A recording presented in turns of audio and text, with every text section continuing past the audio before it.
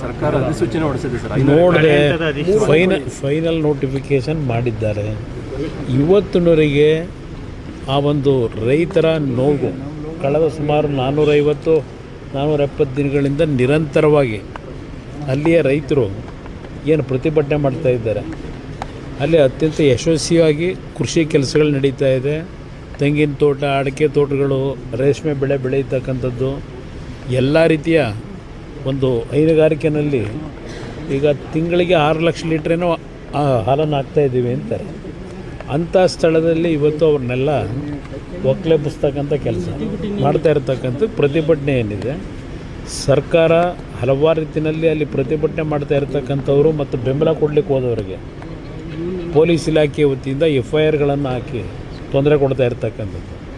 ನಾನು ಈಗಿನ ಗೃಹ ಸಚಿವರು ಹೊಸದಾಗಿ ಬಂದಿದ್ದಾರೆ, ಈಗ ಅವರ ಹೇಳಿಕೆನೂ ನಾನು ಗಮನಿಸಿದ್ದೇನೆ ದೆಹಲಿಯಲ್ಲಿದ್ದಾಗಲೇ. ಅವರು ಯಾವುದು FIRಗಳನ್ನೇ ಹಾಕಿಲ್ಲ ಅಂತೇಳಿದ್ರೆ ಇವತ್ತು FIR ಹಾಕಿ ತೆಗೆಸ್ತೀವಿ ಅಂತ ಹೇಳ್ತಾರೆ. ಈ ರಾಜ್ಯದಲ್ಲಿ ಯಾವೊಂದು ಪ್ರಜಾಪ್ರಭುತ್ವದ ವ್ಯವಸ್ಥೆಯಲ್ಲಿ ವಿರೋಧವನ್ನು ವ್ಯಕ್ತಪಡಿಸ್ತಕ್ಕಂಥದ್ದಕ್ಕೆ ಶಾಂತಿಯುತವಾಗಿ ಪ್ರತಿಭಟನೆ ಮಾಡ್ತಕ್ಕಂಥವ್ರ ಮೇಲೆ ದಬ್ಬಾಳಿಕೆ ಮಾಡಿ ಪೊಲೀಸ್ ಇಲಾಖೆಯ ದೌರ್ಜನ್ಯ ಇವತ್ತೇನು ನಡೀತಾ ಇದೆ. ಅದ್ರ ಜೊತೆಗೆ ಕೆಲವು ರೈತ ವಿರೋಧಿ ನೀತಿ ಅನ್ವಯಿಸ್ತಾ ಇರ್ತಕ್ಕಂಥ ಜನಪ್ರತಿನಿಧಿಗಳು ಸಹ ಇದಕ್ಕೆ ಭಾಗಿಯಾಗಿದ್ದಾರೆ. ಬಹುಶಃ ಯಾವುದೇ ಅಧಿಸೂಚನೆಯನ್ನು ಹೊರಡಿಸಿದ್ರು ಅಲ್ಲಿ ರೈತರು ಅದಕ್ಕೆ ಒಪ್ಪಿಗೆ ಕೊಟ್ಟಿಲ್ಲ. ರೈತರಿಂದ ಯಾವುದೇ ರೀತಿಯ ಒಂದು ಮೀಟಿಂಗ್ಗಳು ಮಾಡದೆ ಸುಮಾರು 3,500 ರೈತರು ಕುಟುಂಬಗಳೇನಿದ್ದಾವೆ ಎಲ್ಲರಲ್ಲಿ 80% ವಿರೋಧ ಇದೆ. ಅಂಥ ಪರಿಸ್ಥಿತಿನಲ್ಲಿ ಇವತ್ತು ಸರ್ಕಾರ ಒಂದು ರೀತಿ ದಬ್ಬಾಳಿಕೆ ಮುಖಾಂತರ ನಾವು ಮಾಡಿದ್ದೇ ತೀರ್ಮಾನ ಅಂತಕ್ಕಂಥ ರೀತಿಯಲ್ಲಿ ಹೊರಟಿದ್ದಾರೆ. ಇವತ್ತು ಹಲವಾರು ಪ್ರದೇಶದಲ್ಲಿ ಡ್ರೈ ಲ್ಯಾಂಡ್ ಇರ್ತಕ್ಕಂಥ ಏರಿಯಾಗಳಿದೆ. ಅದನ್ನು ಇವತ್ತು ಐಡೆಂಟಿಫೈ ಮಾಡಿ ಏನು ಬೇಕಾದರೂ ಅಭಿವೃದ್ಧಿಗೆ ಇವತ್ತಿನ ಸಮಸ್ಯೆಗಳ ಪರಿಹಾರಕ್ಕೆ ಜಾಗವನ್ನು ಹುಡುಕಲಿ. ಇಲ್ಲಿ ಯಾರು ರೈತರು ನಿಜವಾಗಿ ಇವತ್ತು ನಿಜವಾದ ಕೃಷಿಯನ್ನು ಮಾಡ್ತಾ ಇದ್ದಾರೆ, ಇವತ್ತು ಅಂಥ ರೈತರನ್ನ ಒಕ್ಕಲೆಬ್ಸೋದ್ರಿಂದ ಇವತ್ತು ರಾಜ್ಯದಲ್ಲಿ, ರಾಷ್ಟ್ರದಲ್ಲಿ ರೈತರಿಗೆ ಇವತ್ತು ಬೆಂಬಲ ಕೊಡಬೇಕು ಅಂತಕ್ಕಂಥದ್ದು ಒಂದು ಕಡೆ ಹೇಳ್ತೀವಿ. ಇವತ್ತು ಆಹಾರ ಉತ್ಪಾದನೆ ಇರ್ಬೋದು ಮತ್ತು ಬೇರೆ ಬೇರೆ ದೇಶಗಳಿಗೆ ರಫ್ತು ಮಾಡ್ತಕ್ಕಂಥ ರೀತಿಯ ಒಂದು ತೋಟಗಾರಿಕೆ ಒಂದು ಕೃಷಿ ಕೆಲಸವನ್ನು ನಿರ್ವಹಣೆ ಏನು ಮಾಡ್ತಾ ಇದ್ದಾರೆ, ಆ ಭಾಗದಲ್ಲಿ ಜನ ಇವತ್ತು ಈ ಕೃಷಿಯಿಂದ ಉತ್ತಮವಂತ ಬದುಕನ್ನು ಇವತ್ತು ಅವ್ರು ಕಾಣ್ತಾ ಇದ್ದಾರೆ. ಅಂಥ ಭಾಗದಲ್ಲಿ ಇವತ್ತು ನಾನು ಮಾಡಲೇಬೇಕು ಅಂತ ಹೇಳಿ ಏನು ಹೊರಟಿದ್ದಾರೆ. ಅವತ್ತು ನಾನೇನು 2006ನೇ ಇಸ್ವಿನಲ್ಲಿ 5 ಟೌನ್ಶಿಪ್ಗಳನ್ನು ಮಾಡಬೇಕು ಅಂತಕ್ಕಂಥದ್ದು ನಿರ್ಧಾರ ಮಾಡಿದ್ದು ನಾನೇ. ಯಾತಕ್ಕೆ ಮಾಡಿದೆ? ಬೆಂಗಳೂರು ನಗರದಲ್ಲಿ ಯಾವೊಂದು ಜನಸಂದಣಿ ಒತ್ತಡ, ಬೆಂಗಳೂರು ಒಂದು ಸ್ಯಾಚುರೇಟೆಡ್ ಪಾಯಿಂಟ್ಗೆ ನಾವು ಡೆವಲಪ್ಮೆಂಟಲ್ಲಿ ನಾವು ರೀಚ್ ಆಗಿದ್ದೇವೆ. ಅದರಿಂದ ಬೆಂಗಳೂರಿನ 30 ಕಿಲೋಮೀಟ್ರ್ ವ್ಯಾಪ್ತಿಯ ಹೊರಗೆ 5 ಟೌನ್ಶಿಪ್ಗಳನ್ನು ಮಾಡಬೇಕು ಅಂತಕ್ಕಂಥದ್ದು ಮಾಡಲಿಕ್ಕೆ ಹೊರಟಾಗ ಇದೇ ಕಾಂಗ್ರೆಸ್ಸು ವಿರೋಧ ಮಾಡಿದ್ರು. ಸತ್ಯಶೋಧನಾ ಸಮಿತಿ ಅಂತ ಮಾಡಿ ಅವತ್ತು ವಿರೋಧ ವ್ಯಕ್ತಪಡಿಸಿದಂಥದ್ದೇನಿದೆ ಅದರ ಹಿನ್ನೆಲೆ ಮತ್ತು ಅಲ್ಲಿಯ ಜನತೆಯ ಭಾವನೆಗಳು ಸ್ಪಂದಿಸಿ ಆ ಒಂದು ಯೋಜನೆ ಮಾಡ್ತಕ್ಕಂಥದ್ದನ್ನು ಸ್ಥಗಿತಗೊಳಿಸಿದ್ದರು. ಈಗಿನ ಸರ್ಕಾರದಲ್ಲಿ ಏನು ಬೆಂಗಳೂರು ದಕ್ಷಿಣ ಅಂತಕ್ಕಂಥ ಒಂದು ವ್ಯಾಪ್ತಿಯನ್ನು ಇವತ್ತೇನು ವಿಸ್ತರಣೆ ಮಾಡಿ ಈ ರೀತಿಯ ಜನವಿರೋಧಿ ನೀತಿಯನ್ನು ಮಾಡಲಿಕ್ಕೆ ಹೊರಟಿದ್ದಾರೆ. ಬಹುಶಃ ಅಲ್ಲಿಯ ರೈತರು ಅವ್ರಿಗಿರ್ತಕ್ಕಂಥದ್ದು ಈಗ ಕಾನೂನು ಹೋರಾಟ ಮಾಡಬೇಕು. ಪಾಪ ಪ್ರಿಯಾಂಕಾ ಖರ್ಗೆ ಅವ್ರು ಹೇಳಿದ್ದಾರೆ ಕಾನೂನಲ್ಲಿ ಹೋರಾಟ ಮಾಡಲಿ ಅಂತ ಹೇಳಿ. ನಿಮಗೆ ರೈತರ ಬಗ್ಗೆ ಎಷ್ಟು ಗೌರವ ಇಟ್ಕೊಂಡಿದ್ದೀರಿ ಅಂತಕ್ಕಂಥದ್ದು ಇಲ್ಲೇ ಗೊತ್ತಾಗ್ತದೆ. ಇವತ್ತು ಅಲ್ಲಿ ನೋಡಿದ್ರೆ ದೊಡ್ಡಬಳ್ಳಾಪುರ ಭಾಗದಲ್ಲಿ ಅಲ್ಲೂ ರೈತರ ಮೇಲೆ ದಬ್ಬಾಳಿಕೆ ನಡೀತಾ ಇದೆ. ಅಲ್ಲಿ ಇವಾಗ ಅದರ ಜೊತೆಗೆ ಅಶೋಕ್ ಅವರು ಮೊನ್ನೆ ಹೇಳಿರ್ತಕ್ಕಂಥದ್ದು ಗಮನಿಸಿದೆ. ಇಲ್ಲಿ 10,000 ಕೋಟಿ ವ್ಯವಹಾರ ನಡೀತದೋ ಇನ್ನೊಂದು ಬೆಳೀತದೋ ಅದೆಲ್ಲ ಬೇರೆ ಇರಲಿ. ಅಲ್ಲಿ ಇರ್ತಕ್ಕಂಥದ್ದು ಏನು ಸರ್ಕಾರದಲ್ಲೇ ತೀರ್ಮಾನ ಆಗಿರ್ತಕ್ಕಂಥದ್ದು 5% ಎಬೋವ್ ಬಂದರೆ ಯಾವುದೇ ಟೆಂಡರ್ಗಳನ್ನು ಅಕ್ಸೆಪ್ಟ್ ಮಾಡಬಾರ್ದು.